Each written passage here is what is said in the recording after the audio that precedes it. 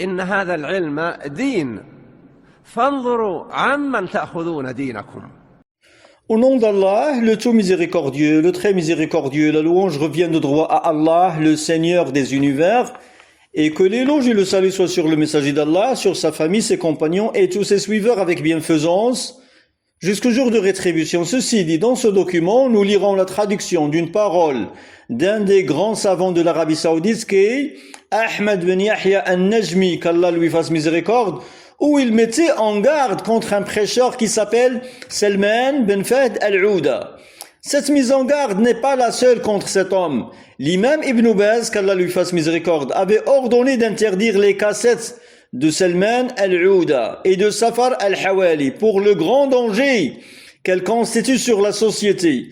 Et l'imam Ibn Uthaymin aussi avait mis en garde contre leurs cassettes qui comportent des fautes flagrantes.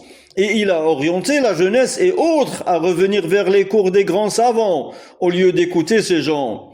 Beaucoup de savants et de mashayikh approuvent ces mises en garde contre les prêcheurs takfiri et ikhwani, ainsi tombe l'ambiguïté propagée par des sectaires comme quoi l'Arabie Saoudite met en prison des savants.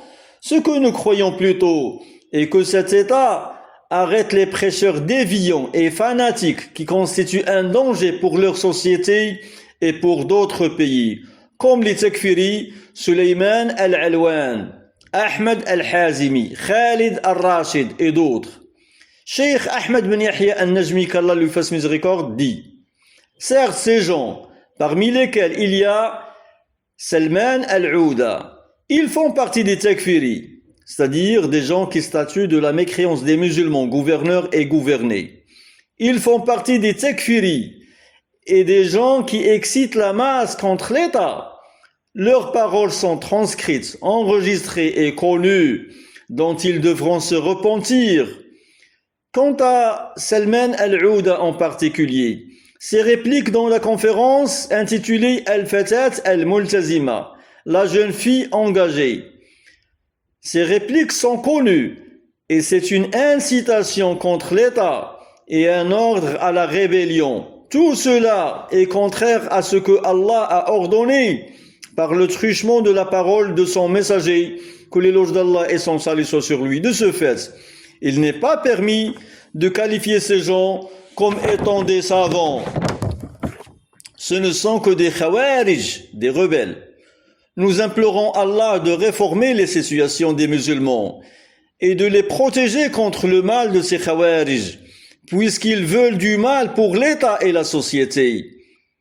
Mais nous demandons à Allah d'empêcher ce qu'ils fomentent.